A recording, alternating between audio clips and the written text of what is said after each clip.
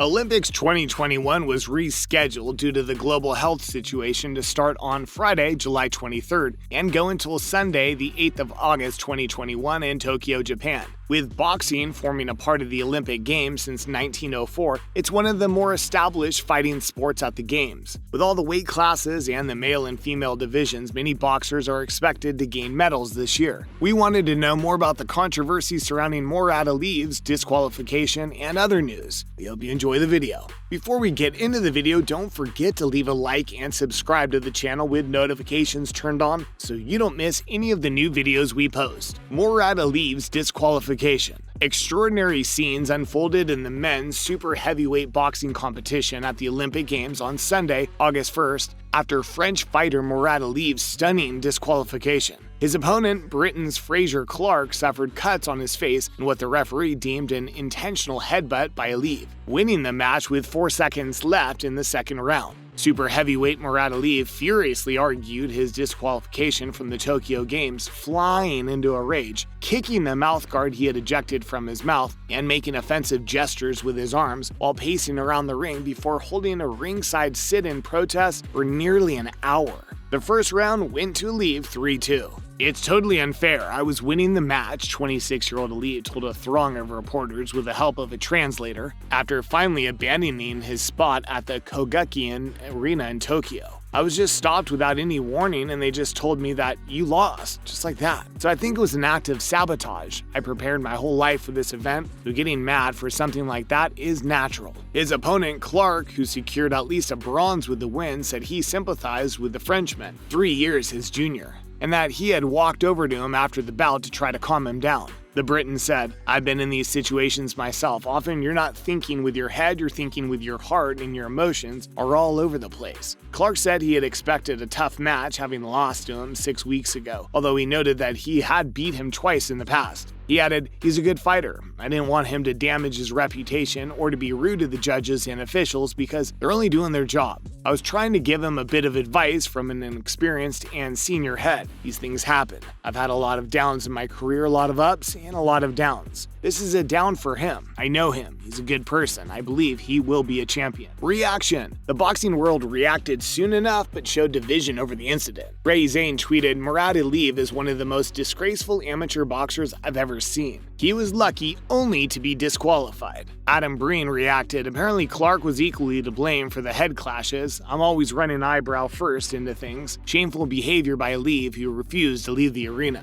Aliev trying to cite the eyebrow cut on his opponent as a reason that he should have won the fight. I guess once you get this egotistical, you're blind to your own faults in a fight. "The arrogance is disgusting. #Olympics, #France, go get your boy," said Busta. Dusatoire Theo said, "Shame on you for disqualifying Aliev in boxing. Shame on referees for clear corruption in favor of the British fighter. Shame on the Olympics International Committee for just doing nothing despite acknowledging the referee's error. So far from the Olympics values, this is sad." Moroccan boxer tries to bite Kiwi boxer. New Zealand heavyweight David Nika made no mistake with an utterly dominant display at the Kogakuin Arena to cruise into the quarterfinals, but his opening victory was marred by an attempted bite from Moroccan Younes Baila.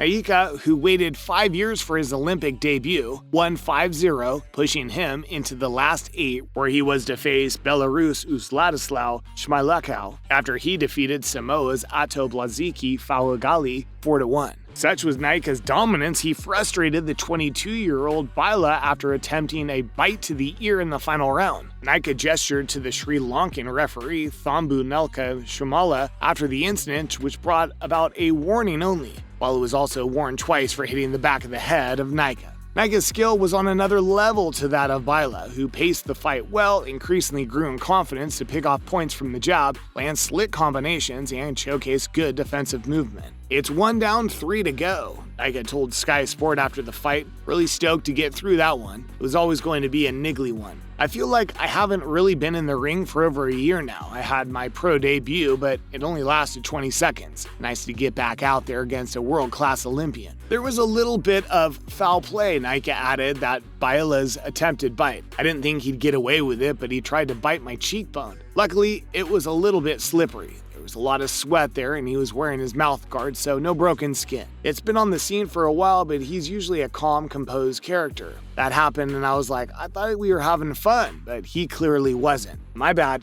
I told him after, it's okay. He wasn't happy, he wasn't too chuffed. That was foul play. Strangely enough, this is not the first time an opponent has attempted to bite Nika. In winning his opening bout at the 2018 Commonwealth Games on the Gold Coast, Nika was bitten in the chest by Antigua and Barbuda's Yakida Aska, who wouldn't exchange properly. He ducked his head, he bit me, he hit me below the belt, Nika said at the time. He apologized after the bout. It was an intentional bite and he knows it, but that's the sport, it's kill or be killed. Still, who bites people below the belt in a boxing match? Scandals in Olympic boxing. Boxing has been contested at every Summer Olympic Games since its introduction to the program at the 1904 Summer Olympics, except for the 1912 Summer Olympics in Stockholm because Swedish law banned this sport at the time. The 2008 Summer Olympics were the final games with boxing as a male-only event. Since the 2012 Summer Olympics, women's boxing has been part of the program. It's also been a feather in the cap of some of the legends of the sport, including Muhammad Ali, Joe Frazier, and Floyd Mayweather, and modern-day champions including Anthony Joshua and Gennady Golovkin. But the sport is reportedly hanging on by a thread in the modern games, with a series of scandals putting it under the microscope after the governing body was given the boot after judging controversies marred the Rio 2016 Games. It's an issue that's been a constant thorn in the side of boxing, with even the Jermel Charlo Brian Castano scoreboard being labeled a disgrace last week. But in recent years, it's been in turmoil, and International Olympic Committee President Thomas Bach warned in 2018 that boxing could be kicked out of Tokyo. The IOC subsequently stripped the AIBA of the right to run the event in the Japanese capital after an investigation into alleged serious mismanagement at boxing's badly tainted governing body. A special task force has taken charge instead. Judging decisions were closely watched when the action began in the Japanese capital after the chaos of Rio, which saw 36 officials and referees suspended over the allegations of fixing bouts. The task force has done as much as possible to protect the integrity of the sport and to ensure the athletes have a fair field of play to compete in, Murinari Watabe, its chairman, said.